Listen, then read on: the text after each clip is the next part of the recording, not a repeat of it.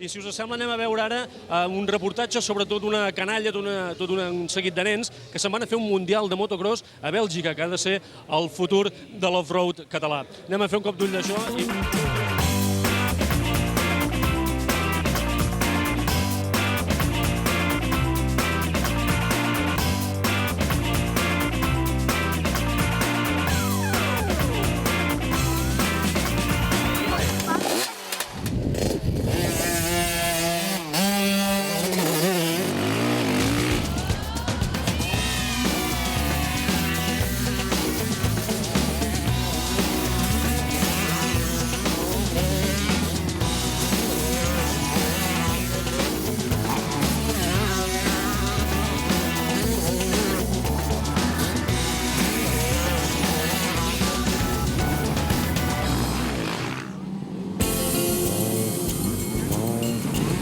Segueixen la rodera dels professionals.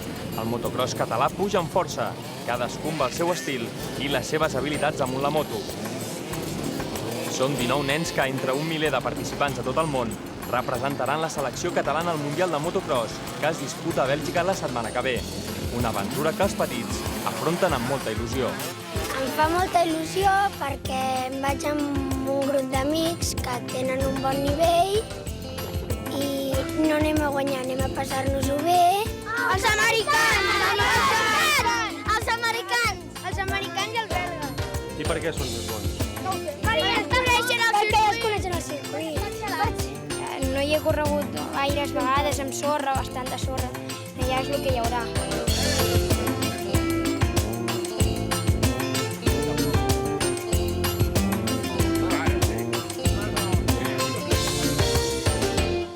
Bé, no, es porta bé patint, però també ens ho passem molt bé, ens agrada.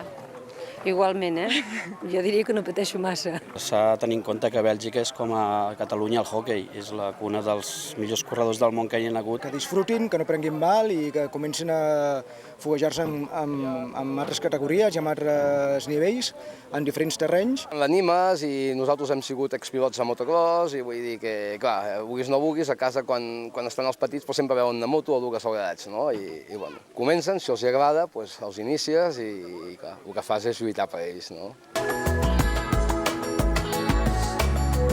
Quan vau començar? A quins anys vau començar? Jo vaig començar amb 7 anys a córrer amb moto, ja en tinc 20.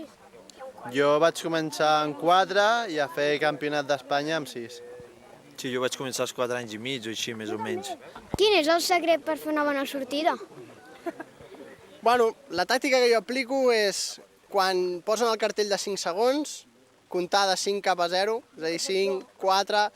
Si pot ser la moto tirada bastant enrere de la sortida, anar deixant l'embrague, que just quan baixi la barrera la moto ja corre una miqueta, no? Així pot sortir una miqueta ràpid. Com hem d'afrontar els salts en sorra? Bueno, amb sorra el més important d'un salt, a part de no saltar molt perquè quan la caiguda és molt, la moto se't clava molt, és molt important caure en la roda al darrere. No és com els salts d'aquí que si caus amb les dues rodes a vegades pots sortir més ràpid. Aquí és important caure en la roda al darrere perquè quan caiguem que no se'ns clavi la del davant i volquem. Bueno, nois, senyal de que les cous han anat bé, no? Que aneu a Bèlgica? Sí! Molt bé. Vaya pico de Déu. No ho tinc molt clar, això, no ho tinc molt clar. Bueno, ara prou de parlar i ara anirem al circuit i us ensenyarem 4 coses, Vinga, va, anem i fem!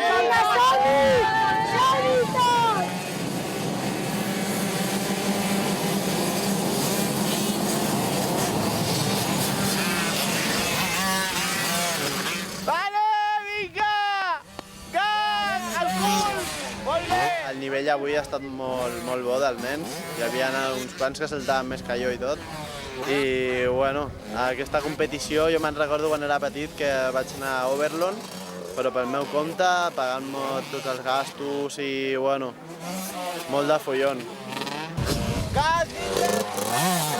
Tot el que sigui ajudar els nens i a la gent que puja, pilots, jo crec que ho trobo molt bé i crec que hauria de sortir més iniciatives com aquestes. Sé que és difícil perquè no és fàcil trobar sponsors i gent que ajudi amb aquestes coses, però esperem que cada vegada surti més coses d'aquestes. S'ha vist clarament el nivell que tenen i que ho poden fer-ho molt bé. Doncs sobretot a créixer, no? Els poden ajudar molt a créixer. L'experiència, l'ajut, tot hi fa, i sobretot l'experiència és sortir fora de casa és molt important a l'hora d'aprendre.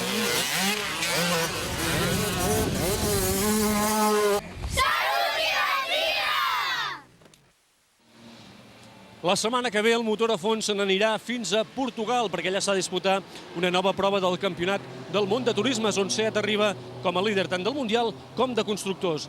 Fins aleshores... Salut i alegria! Això mateix.